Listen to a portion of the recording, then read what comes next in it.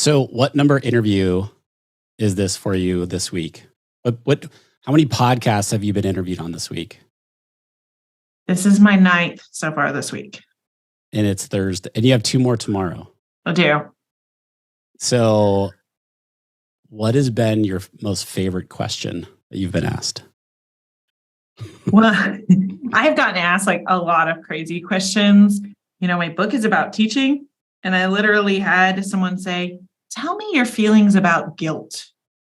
And I was like, what are we talking about? I'm so confused. And another person asked me like, "Hey, you made it really obvious you have a team. What's your favorite interview question?" And I'm like, it just got me really bad because I'm like, I didn't know we were talking about hiring people. Can we talk about my book? There. Yeah, my brain wasn't there. And so then I was like, I got to think about that for a minute because you've gone in a totally different direction. So I really like the questions about the stories in my book. Those were the most fun to talk about.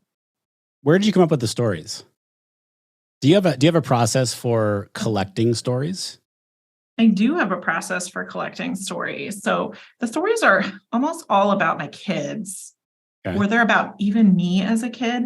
They're very rarely about teaching, although in the book, the publisher did make me tell more teaching stories and less personal ones. She just didn't get that my audience actually likes the personal stories. Right. So we had some fighting, like, okay, I'll put a teaching story in if you let me keep this story. And so we had to go back and forth a little bit. But as far as keeping track of stories, because I work with a team who helps to write for me, and I want them to write my stories, I Voxer them stories whenever I think of them. And they usually come up like you're out with friends for lunch and you're like, "Oh my gosh, my kid did that too." And then it just reminds me, and I'm like, "Oh, I got to tell Lisa this real quick. Let me Voxer her this."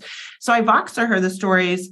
It's faster than writing them. Plus she gets my voice better. When you write, you start to change things to make it grammatically correct and that sort of thing. When I Voxer it, she just gets exactly how I would tell the story.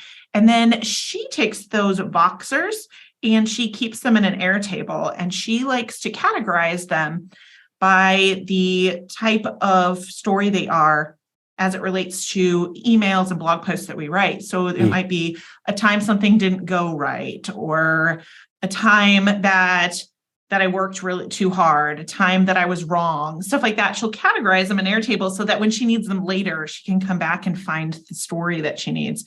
And then she'll pretty much write it how I said it. Instead of her writing style, she'll write exactly how I said it. So because now you she's got a messaged her. bank. Yeah. Because you Voxed her. Yeah, because I just use my voice. And it doesn't take long at all. I mean, honestly, while I'm telling my friend the story, I could turn on Voxer and tell it to her. She has to listen to all these Voxers of all my crazy stories, and she still likes me. The only thing that's kind of funny is I go all this time telling her a funny story, and I expect her to Voxer back and be like, "That's a good story." She never Voxers back. So it's just me Voxering her over and over again. And I always wonder, what does she think of me? Because she never says anything about these stories.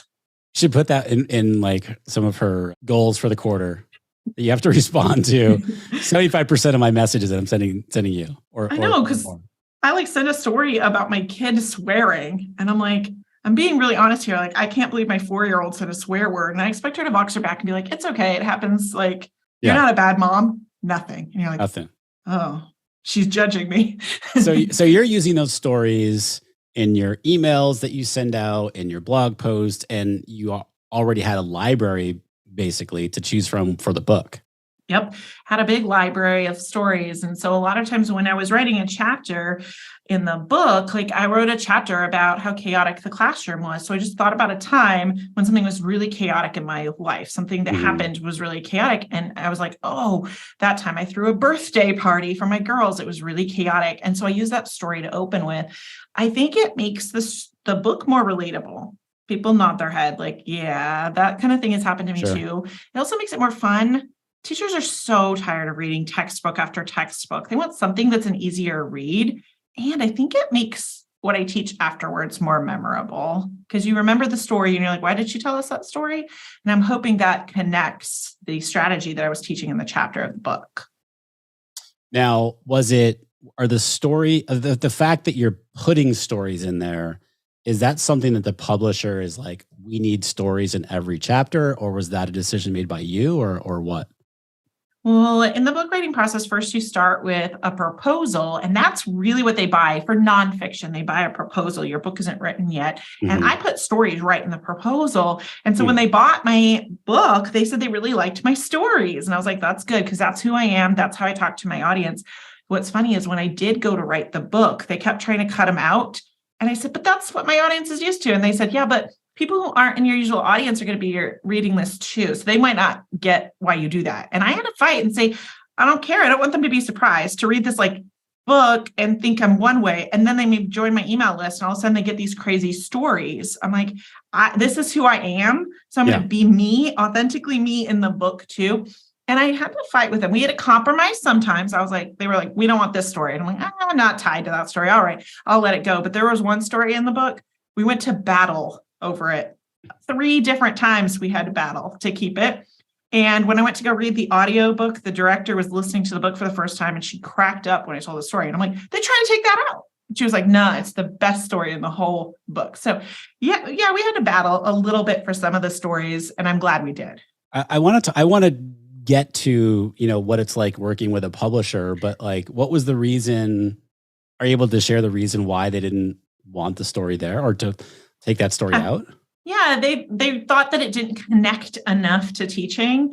And so they wanted to take it out. They wanted all the stories to be teaching related. And I mean, I get that.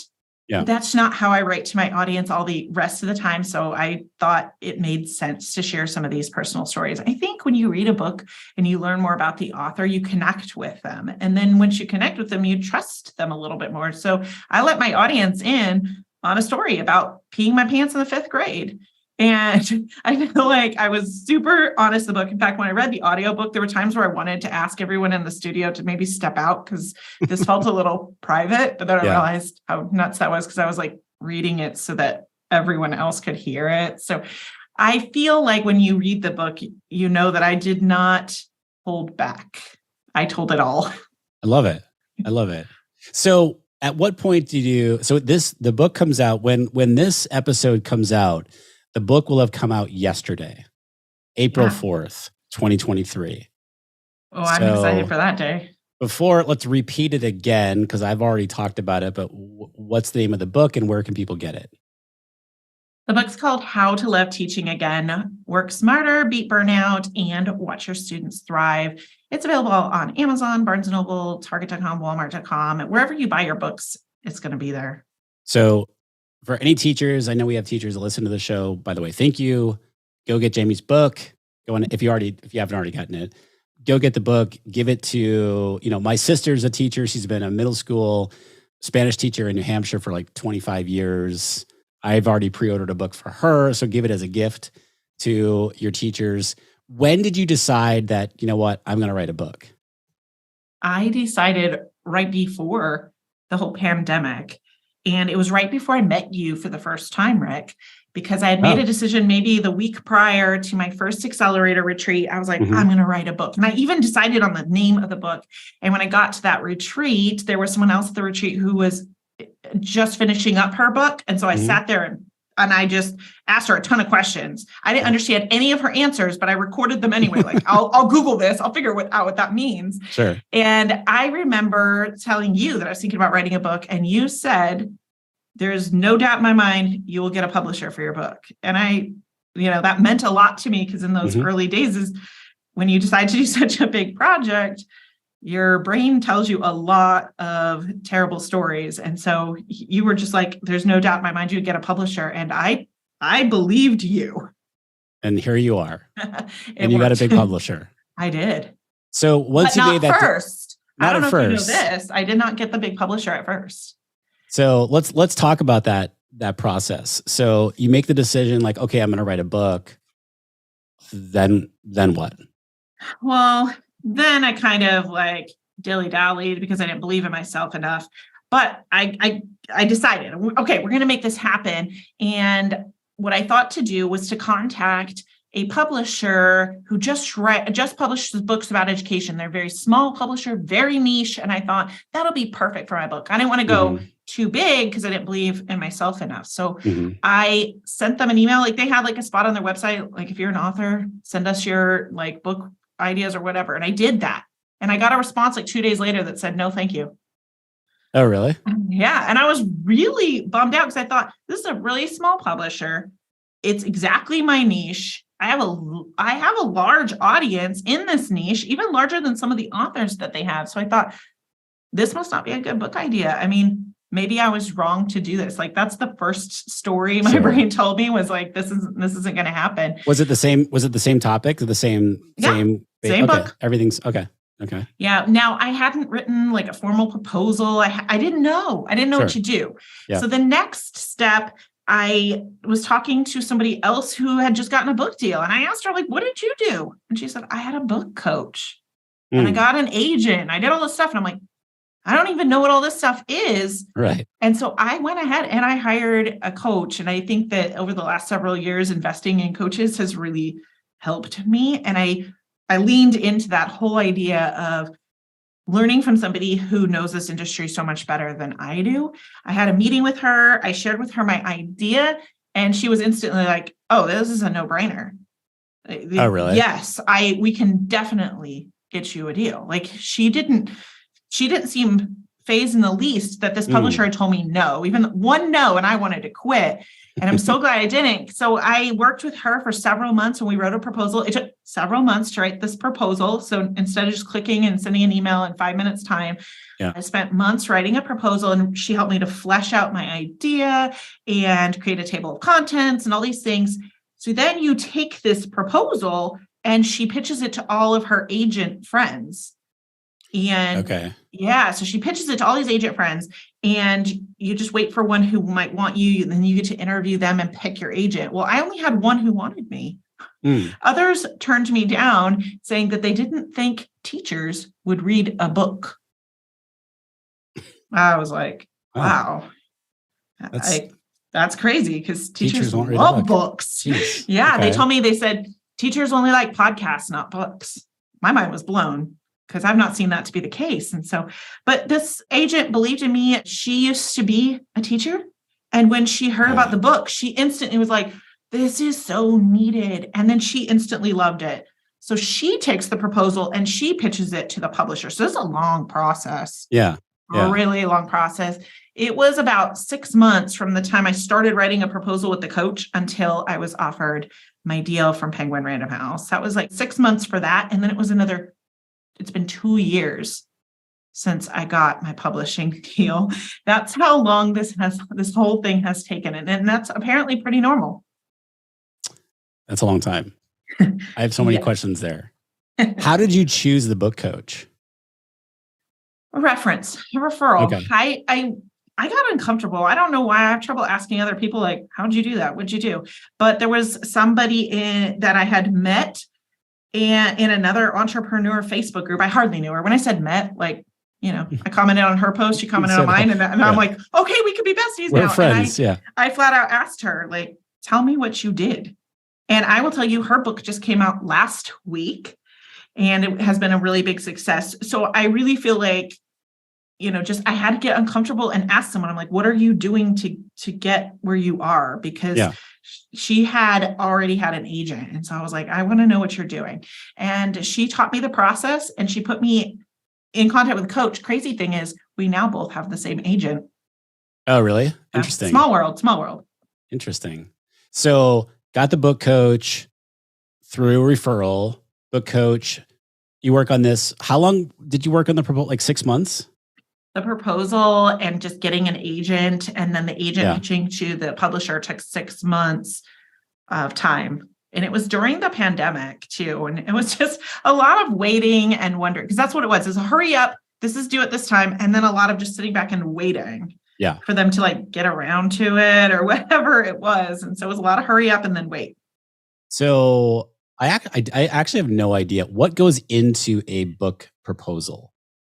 Yeah, I didn't know either. So when I went to that accelerator retreat, the person who wrote a book in accelerator, she told me, you're going to need to write a proposal. And I go, I don't know what that means.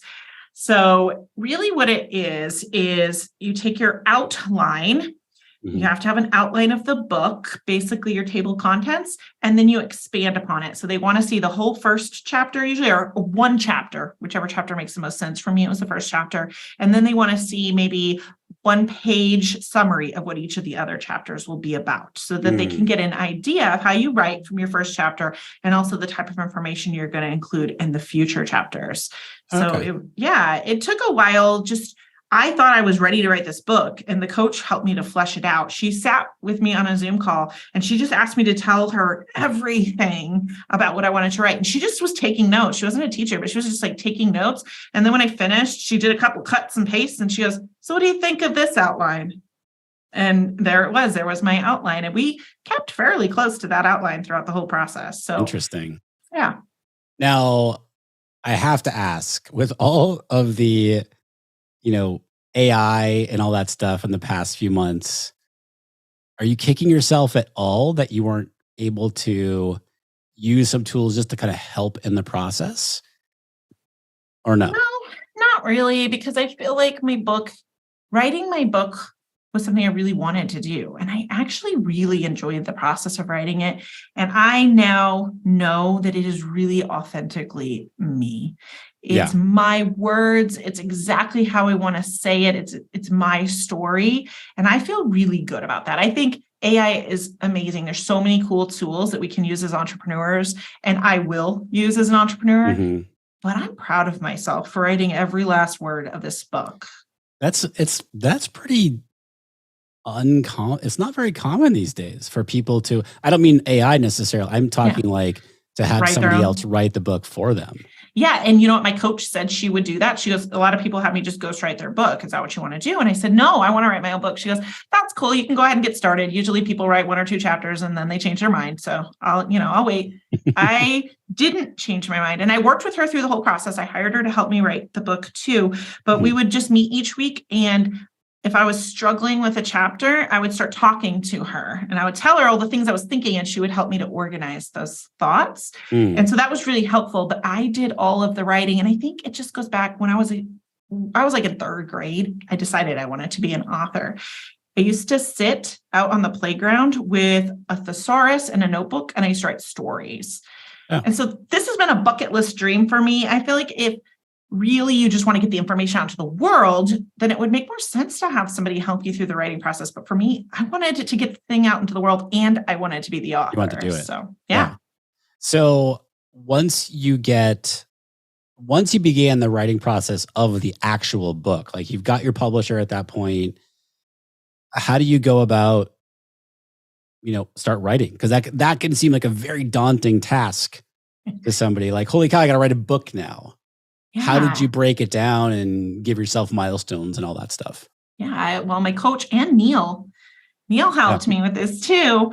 We decided that I had 9 chapters and we decided I was going to spend 2 weeks on each chapter. They figured out what the average number of words is per chapter. And so they divided that out. I wrote 2 times a week. Every Tuesday and Thursday, it was on my calendar to do writing. I didn't take any meetings or anything else on those days. And so they would take the number of words a chapter should be and divide it into 4 and say, this is about how much you need to write in each writing session. And it was broken down for me so that most of the time it was actually very easy. I'm not going to say all the time because there were chapters where I felt frustrated. Like I didn't think I was going to get enough words, which is funny. You start off with, there's no way I'm going to have enough words. And then the process is, okay, we have got to remove some of these words. It's way too long. So it's amazing. But I think just taking it and breaking it down to smaller pieces. Because if you're just like, oh my gosh, I have to write a whole book. I think I would have kept putting it off. Like, okay, I'm going to start next week. But because it was broken down into this tiny little pieces, it was really helpful. It was also really helpful to talk to a coach along the way when I did feel like I was getting stuck. I'm glad that I did that too. It was just nice to have somebody listen to you. Like, this is kind of what I'm trying to say, but I'm having trouble like figuring out the words and just having a conversation. After the conversation, I always felt like, oh my God, I know exactly what I need to write. I got to go. We got to get off this call because I got to write. And I wrote the book in about 3 months. I remember the conversations that we'd have and you're like, all right, you were very disciplined about when things, when you're with your deadlines and I was so psyched to see that you created the flexibility in your own schedule because you created the team that was running by itself to give you the opportunity to be like, no, this is all I'm doing on these days. Yeah, absolutely. And My coach, she said that, she creates these deadlines, but they're just, they're soft deadlines. But in my head, I decided they're hard deadlines.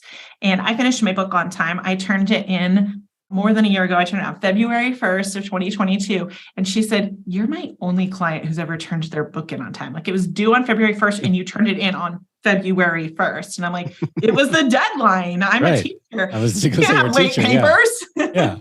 Yeah. So you turn it in, and then what is the process at that point? Then begins the slowest year ever. It feels like nothing's happening for the longest time. And you wonder why you worked so hard to get the book done on time when no one seems to be doing anything with it. Yeah. That's what it felt like to me. But then all of a sudden you'd hear from the editor and they're like, all right, we need you to do this round of edits. So the first several rounds are content edits where they're like, well, we like this story. We don't like this story. Could you add more here? The editor had a really great suggestion to me, like, what's missing from your book is some of the content I see on your blog. And I was thinking about it and I'm like, somehow I got so focused on the book that I forgot some really valuable content. And she recognized that. So we added another chapter. After the content editing is done, then it goes more into editing for grammar, spelling, mechanics. That's all kind of boring, but they send it all to you for approval. So you get documents that's like a million changes that they're asking your permission to make. It's tedious. It's not nearly as creative and fun as the actual writing of the book, but every edit that we approved and sent back in, you feel like, okay, now we're done. And then they send you back another round of edits. Our editor has changed twice since this has been a 2.5-year thing. Our editor has changed twice. Yeah. What's funny is we're now back to the original editor. So, oh, really? I didn't know that.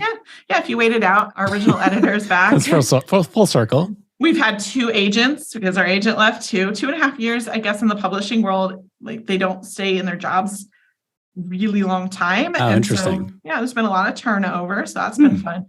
But every round of edits, and it was neat to have a coach telling me, like, this is what this means. Because they use like a terminology, I don't know.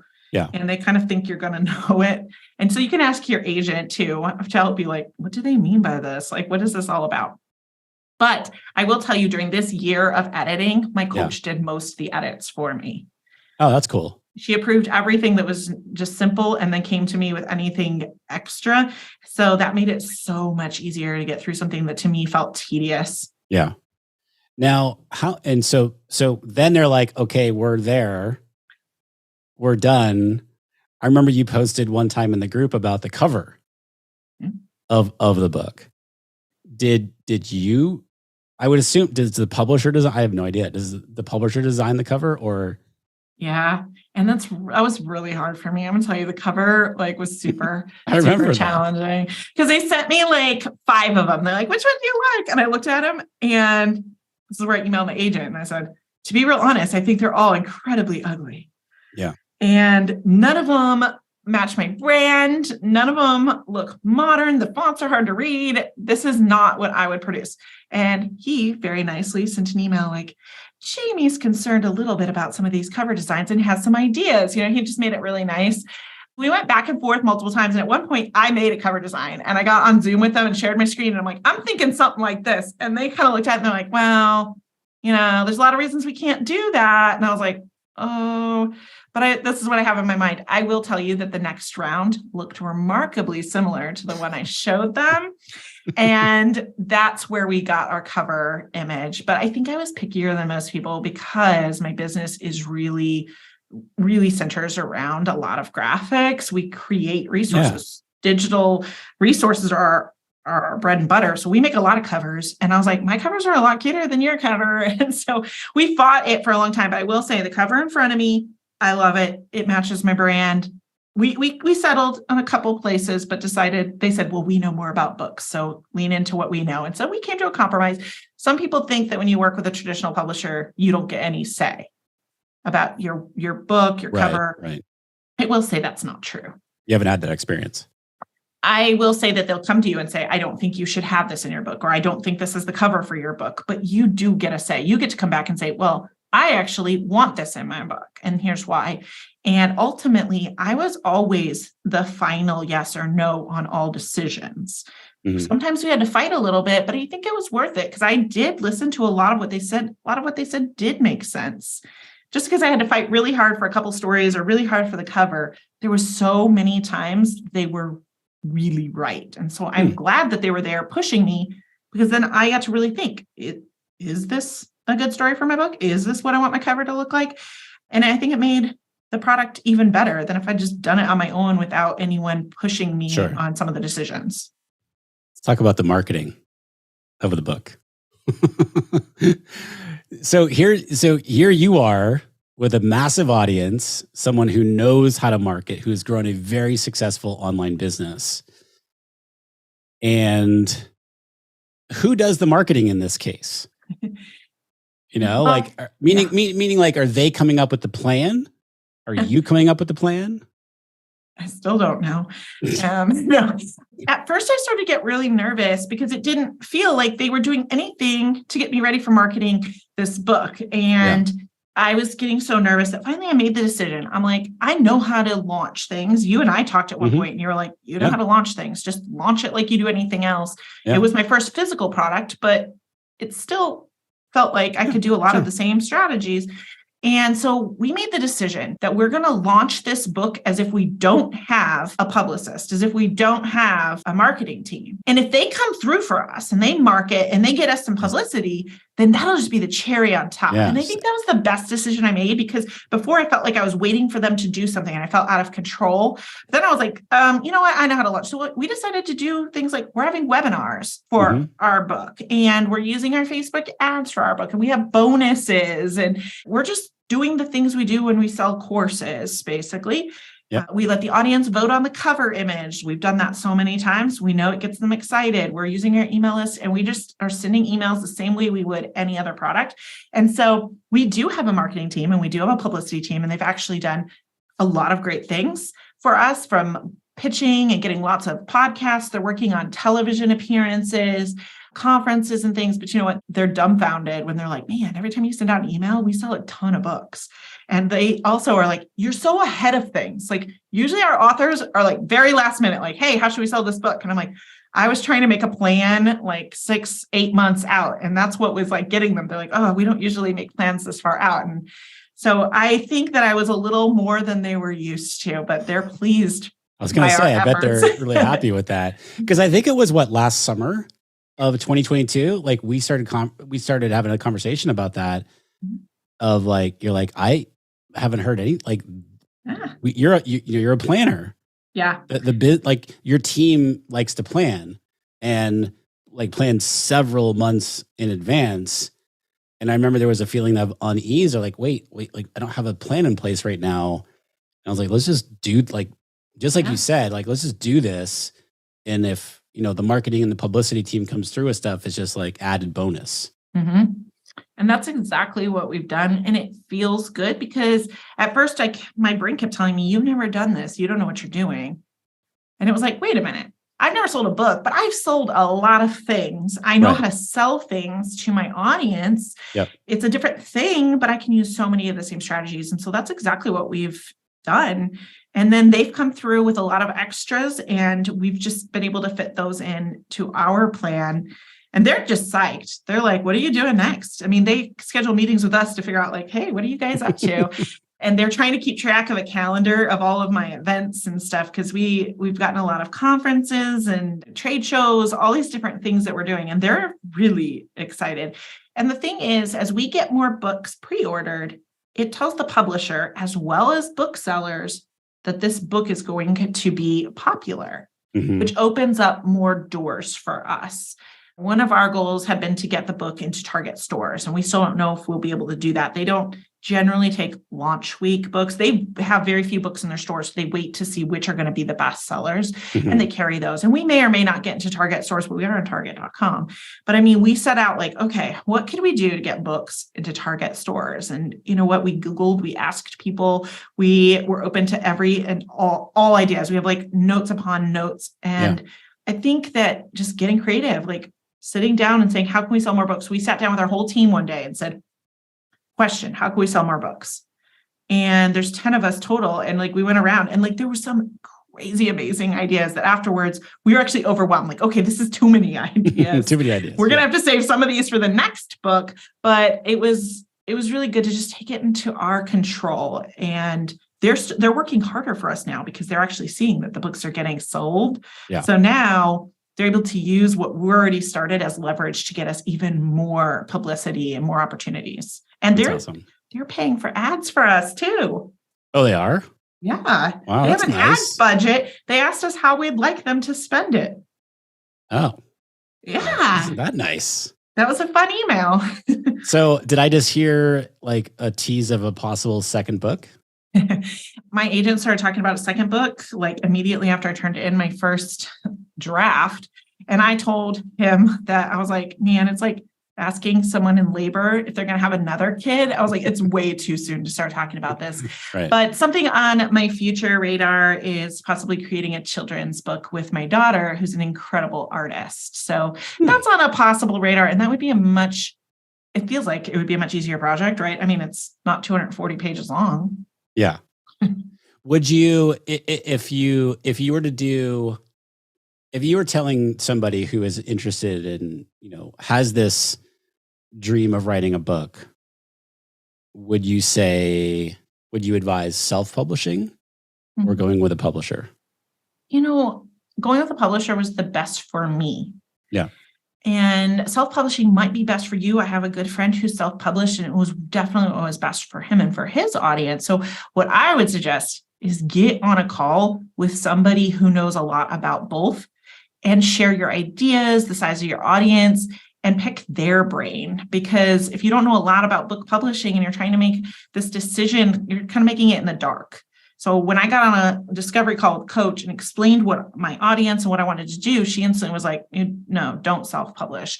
That's not going to meet the goals that you have. Mm-hmm. And so it made much more sense for me to go traditional publishing route. It does mean it takes longer. Yeah. That's probably the biggest downside, was that it took longer, but I think the product's so much better. Yeah. Are you going to send the book to, or have you already sent it to the first? I always joke publisher that said no. Yeah, I always joke that I'm going to, but he probably, like whoever runs the publishing company, he probably doesn't even know who I am. Like when they said no, like they probably have not given another thought to it. So yeah. Maybe one day I'll get to meet them and I'll say, remember that time you turned down my book idea? But it was so good for me. I'm glad he turned me down because I was playing small.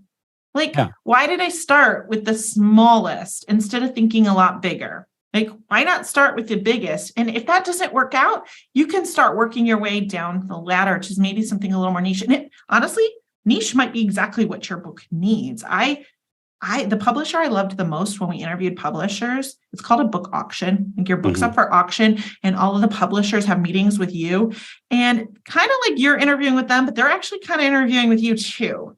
Because at the end of the auction, if they want your book, then they're competing with everyone else. And so the person I liked the most, he and I talked about education for the whole hour. My agent was like, hey, what's going on? You guys going to talk about the book? It was very clear that my book would be so safe with him and that he would take the best care of it. But it also was clear that it wouldn't have gotten my book into as many hands of teachers because he had less resources at his disposal. I did not pick the deal that was the most money though. I remember you saying, I had to think about that for a second. I remember you saying that. Yeah. Because you felt more aligned with exactly what you're talking about here. Yeah. And what she did is something that any of your audience could do too. And she didn't have the highest offer. It was definitely high, but she didn't have the highest offer. She wrote me a personal note. And I'm sure it's a template she probably uses for all her authors, but she did a nice job of customizing it to me. And she told me how much my book meant to her and how she would make it a priority to get my book out to the world. And she lists several things that she wanted to do for me. She was very open, like, this is what I want to do for you. The other publisher may have done all those same things for me, but they didn't tell me they were going to. And so when I read that letter, I knew right away, I said, this is the one I want. Because I felt a connection. Yeah. They reached out and they made a connection with me. And I knew that I would rather get paid less and work with somebody who is passionate about my book. And just her taking that extra time, that little extra touch, is why I picked her. Amazing. So good. So what now? Rest time? Well, after we get through launch this summer, lots of conferences, and we're still going to be selling our book, but we'll also get to go back to business. Writing and selling a book is fun. It's not insanely profitable. Don't write a book to be a millionaire, because that ain't going to happen. Yeah. So we'll go back to focusing on Not So Wimpy Teacher and all the digital resources we create for teachers. I have been a little bit absent from that. My team is still plugging away, but I've been a little bit absent from that as I've been working on this book. And I'm happy that I was able to do that, to take that time. Yeah. I'll be traveling all summer though. So I have like a big travel schedule, and one of my conferences is on a cruise ship. Oh, it's rough. It's tough stuff. I have to speak on a cruise ship. So I'm getting paid to talk on a cruise ship. So you're a professional. Do you call it a cruiser? Professional cruise ship traveler this summer. Well, one cruise, but yeah. One cruise. Yeah. And it was fun because when they pitched me, and here, you want to know how I got this conference? It's all the tiniest stuff. And I swear you tell us these things, but I was on Instagram one day, and I'm kind of old, so I don't really use Instagram that much. I mean, that's how old I am. I really don't use TikTok, but I was on Instagram one day scrolling, and I saw this conference about being on a cruise ship. And I simply commented, "Sounds fun." About an hour later, I got a DM saying, "Hey, can we get on a call?" And I was like, "Why not?" And we get on the call, and I instantly realized that she really wants me. Like, she's pitching me. I think I should be interviewing to get this spot, but she's like really wanting me. She's telling me all the things they're going to do to help me sell my book. And I'm sitting there, and I don't know where this came from, out of nowhere. I did not think about this, but I go, "Yeah, well, I do have 2 young children. I'm going to have to bring them with me along with a caregiver." And she goes, "We'll get you a suite." And I'm like, "All right, sold." I love it. I love it.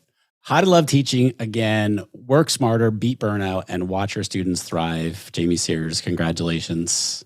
I'm looking at it literally right now on Amazon. The book is out now. This episode comes out on April 5th. It is out as of yesterday.